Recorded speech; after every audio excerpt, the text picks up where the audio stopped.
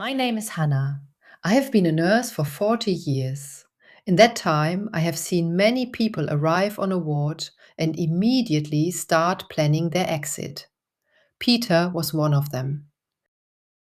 He had his phone in his hand when they wheeled him in. He was answering emails. He had just had a heart attack. He was in his early 60s. A manager in a large company, the kind of man who ran meetings at 7 in the morning and took calls during dinner.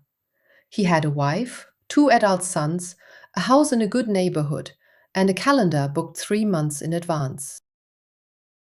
He did not look like a man who had nearly died. He looked like a man who was annoyed at the interruption. The first thing he said to me was, "How long will this take?" Not, "Am I all right?" Not, "What happened?" "How long will this take?" I told him we needed at least a week. He looked at me as if I had said something unreasonable. In the first days, he was restless. He sat up in bed with his laptop. He made phone calls in hushed, urgent voices. He negotiated with the doctors about when he could leave. I watched this and said nothing. Not because I did not want to.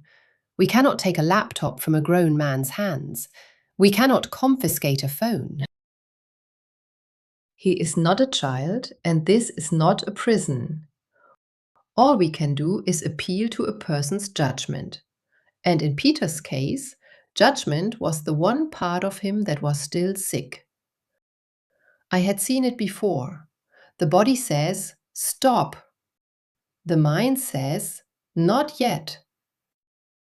For most people, the body eventually wins, but it takes time. On the fourth day, something changed. His wife came in the morning, earlier than usual. She sat in the chair beside him and they were quiet together for a long time. Not the uncomfortable silence of people who have nothing to say. The tired silence of people who have been running for so long they have forgotten how to stop. At some point she took his hand. He looked at it, like he was surprised to find it there. That evening, after she had gone, he was different. The laptop stayed closed. The phone stayed on the table. He just sat. I came in to check his vitals around 9 o'clock. He was looking out the window, the car park, nothing remarkable. But he was looking at it the way people look at things when they are not really seeing them, when they are somewhere else entirely. He said, without turning, "I missed my son's graduation." I waited. Both of them. I was at a conference the first time, a client dinner the second. I told myself I would make it up to them. He paused. I never did. I have stood beside many beds at the end, and I have noticed something that took me years to understand. People do not regret the things they did. They regret the things they kept postponing. The conversation that never happened. The trip that was always next year. The Sunday afternoon they stayed in the office instead of going home. These are the things that come back, not the failed projects, not the missed targets, not the deals that fell through. The ordinary moments they traded away for something they thought was more important.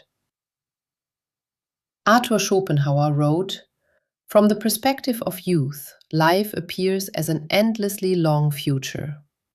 From the perspective of old age, as a very short past." Peter was not old. He was 62.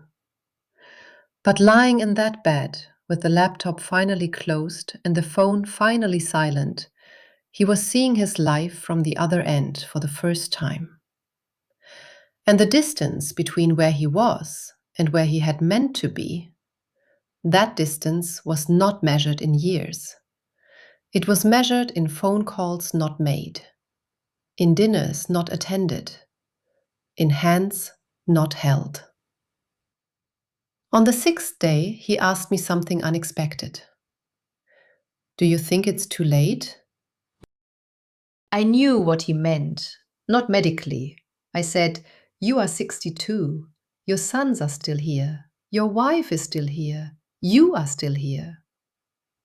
He looked at me for a long moment. Then he said, I have been the kind of father who showed up for the big things and missed everything in between. He stopped. I think they stopped expecting me. And I let them. I did not have an answer for that. There are things in this work where no answer is the right answer. But I thought about what he said for a long time after, because I have seen it so many times. The person who was always going to slow down next year, who was always going to be more present after the next project, the next promotion, the next phase. And then something happens. A diagnosis, a fall, a quiet Tuesday morning when the body simply refuses to continue at the pace the mind has set. And suddenly, next year is now. And now is both too late and not too late at the same time. Schopenhauer also wrote, we lose 3/4 of ourselves in order to be like other people. Peter had spent decades being who the calendar required him to be. 62 years before he nearly ran out of time to be who he actually was. He was lucky. Not everyone gets the warning. If there is someone you have been meaning to call, not for any particular reason, not because something important needs to be said, just to call, do it today. Not because life is short, though it is, but because the people we love deserve to know we are thinking of them, while there is still time to say so. Peter went home after 8 days to continue his recovery. Patients rarely come back once they leave the ward. That is the truth of this work. You walk beside someone through the hardest week of their life, and then they are gone, and you rarely learn what becomes of them. 3 weeks later, a catering delivery arrived at the nurse's station. Enough food for the whole shift. With it, a card. I called my sons, both of them. We talked for 2 hours. I don't think I can remember the last time that happened. Thank you for the week that made me realize it. He had signed it, Peter.